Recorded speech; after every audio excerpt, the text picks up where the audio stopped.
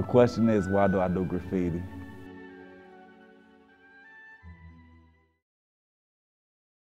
It's a good way to vent a lot of anger, a lot of stress, basically a lot of, built up tension. And it's a way to express myself into a positive way.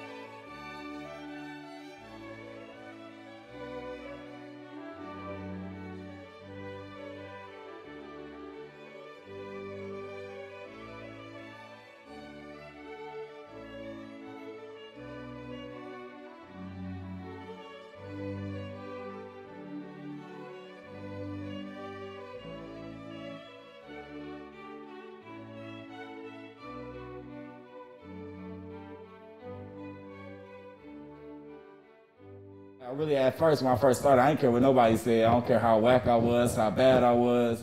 To me, I was the best. And I always was vandalizing. That was what people would call it back in the day. I was vandalizing. I was just going around spray painting my rap group.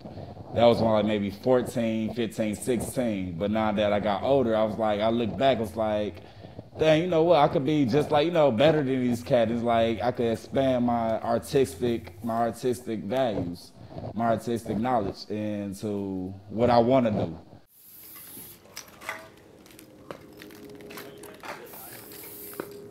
Some people, they could wake up, hit a wall, and be very artistic. They could probably draw a whole animation or a mural. Vice versa, somebody, like me personally, I had to, sit back and draw, I had to, practice different styles, had to, critique my work.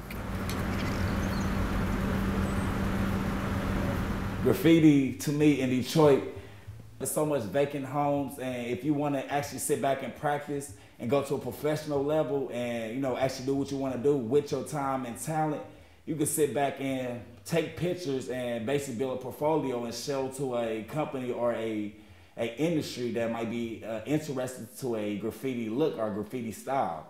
Marco Echo, the clothing line, he first started off as a graffiti writer. And he used all his ideas for clothing, shoes, any, accessories, backpacks. So, he was basically a motivation for me. Graffiti crews, we like brothers, we like fans, we there for each other. Half of the cats in Detroit I ain't basically painted with or I'm cool with.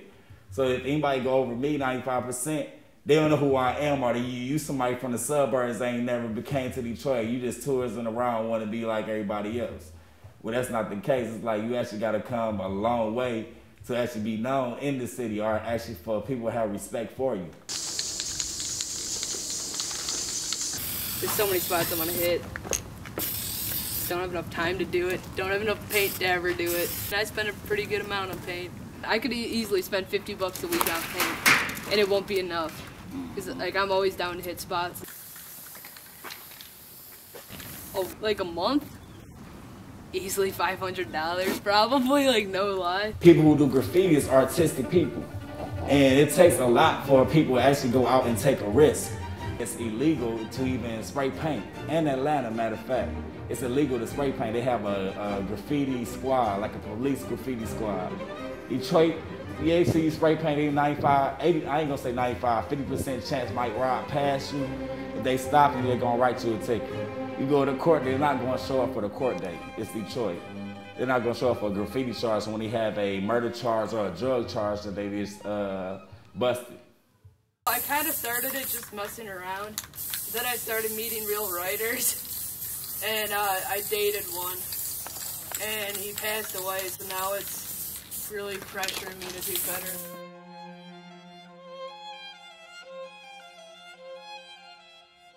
Tom died February 20th, 2012. To my knowledge, I know he died in his sleep. That's to the knowledge I know he died in his sleep. Spray paint, drugs, truthfully, I don't know. He was overweight. He used to spray paint a lot, and he used to snort hella drugs. Tom was the biggest hooligan you'd ever meet. He was the most gutsiest person you'd ever meet. A fool who did not care where he was. Birmingham movie theater, he's sitting there tagging all the seats up and down the rows. That fool did not care. Like, best writer I've ever met by far, and I think a lot of people would agree with that, that somehow, in another way, he's definitely changed your life somehow. We all act like Tom. I mean, Tom's one of the most influential people I've ever met.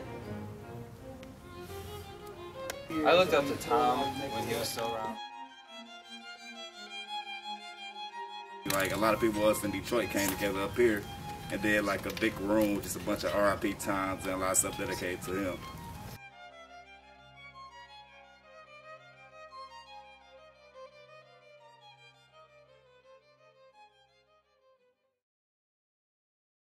Packer plant to me is like my home away from home.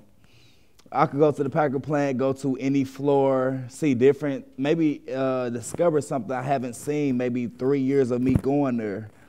But it's a place for me to basically vent. If I want to break a window, I could break a window. If I want to spray paint a wall, I could spray paint a wall. If I want to sit there and just, sit back and reflect on life, I could just sit there with no, distractions, no mishaps. The Packer plant to a lot of graffiti artists is, to me, is a home away from home if you ask anybody. This is home here.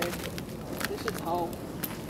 I'm here all the time. This fool's here every day. When do I think I would stop doing graffiti? Shit, when my motherfucking nervous system break down. When I can't, hold a can steady no more. I don't know. Right now, it's like I have no limit of stopping. Right now, I have no, okay, I'm gonna stop in 5 years, 10 years. I don't care if I have a professional job in a business suit. When I get off of work, I probably will still go out and spray paint. That's, I'll probably go do a roller. I'll probably hit the fire extinguisher. That's just the way to vent. This is the whole day of bug crap, and, that's just me.